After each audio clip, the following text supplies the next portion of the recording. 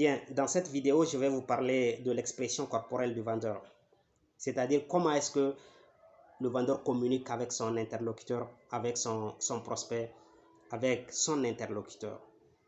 Alors, vous avez deux façons de communiquer avec quelqu'un. Vous communiquez verbalement, ensuite, vous communiquez du point de vue corporel. C'est-à-dire qu'il y a, si vous voulez, un impact verbal et un impact non verbal. Nous allons d'abord étudier l'impact non verbal.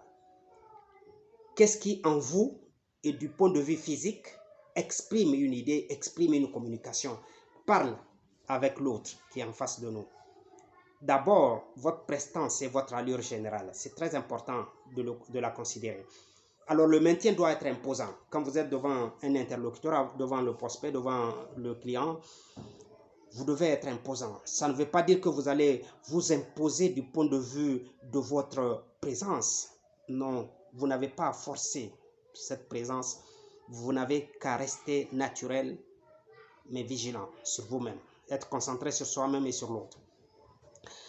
Alors, le maintien doit être imposant et traduit de l'élégance. Votre santé, votre hygiène, votre finesse, l'équilibre de votre personnalité, votre esprit décidé.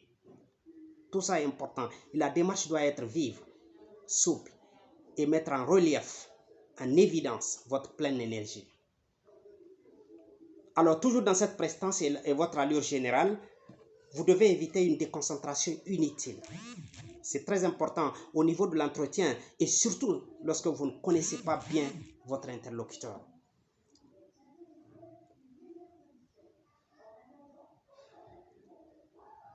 Alors, votre allure générale doit inspirer une certaine confiance au niveau de votre interlocuteur. Il doit se dire, mais je suis en face de quelqu'un qui me rassure. Parce que son allure me rassure. Son allure me rassure. Il n'inspire pas rejet et méfiance. Voilà un peu, si vous voulez, le premier impact non verbal